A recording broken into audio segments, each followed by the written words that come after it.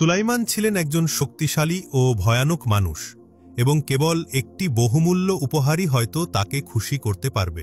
রাজ্যের ভবিষ্যৎ নির্ভর করছিল তার অনুগ্রহের ওপর। রাজ্যের শিল্পীরা দিনরাত এক করে কাজ শুরু করল এই বিশেষ উপহার তৈরিতে। তারা বিভিন্ন মূল্যবান উপকরণ ব্যবহার করল। অবশেষে উপহার তৈরি হলো। এটি ছিল একটি সোনার তৈরি থালা।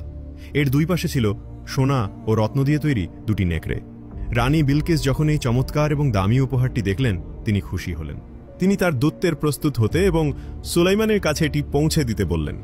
তিনি নিজের একটি সেনাপতিও পাঠালেন যাতে সুলাইমানের সামরিক শক্তি সম্পর্কে আরও জানা যায়। তিনি তার দূতদের বললেন, জানার চেষ্টা করো সুলাইমান আমাদের কাছ থেকে আসলে কি চান এবং তার সেনাবাহিনী কতটা শক্তিশালী। হযরত সুলাইমান ইতিমধ্যেই হুদহুদের মাধ্যমে রানীর সভা সম্পর্কে জেনে গিয়েছিলেন।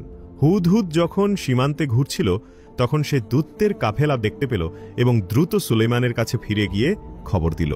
তার কাছ থেকে শুনে সুলাইমান বুঝলেন যে রানী উপহার পাঠাচ্ছেন।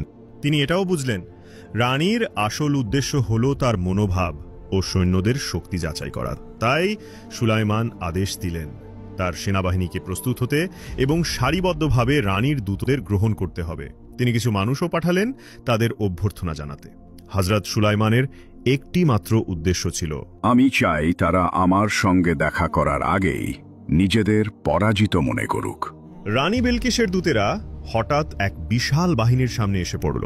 তারা সৈন্যদের সংখ্যা গুনতে লাগলো এবং কোন কোন প্রাণী এই বাহিনীতে রয়েছে তা লিখে রাখল।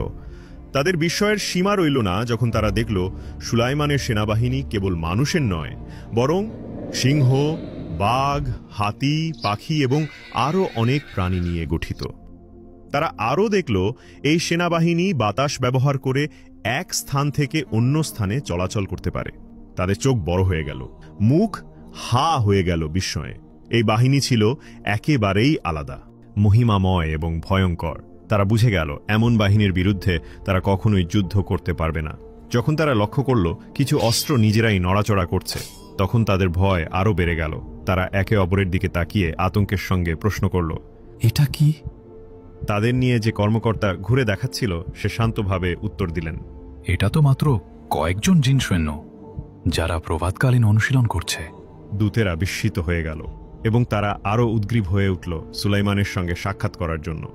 কিন্তু হযরত সুলাইমান সরাসরি তাদের সঙ্গে দেখা করতে অস্বীকার করলেন। তার পরিবর্তে তিনি তার এক অধিনায়ককে পাঠালেন তাদের সঙ্গে কথা বলতে। ওই কর্মকর্তা দূতদেরকে প্রাসাদে দুপুরের আহারের আমন্ত্রণ জানালেন। দূতেরা চারদিকে তাকিয়ে বুঝতে পারলেন তাদের আনা উপহারগুলো কত তুচ্ছ এবং মূল্যহীন মনে হচ্ছে সুলাইমানের রাজত্বের গৌরব ও ক্ষমতার তুলনায়। তবুও তারা সংকোচ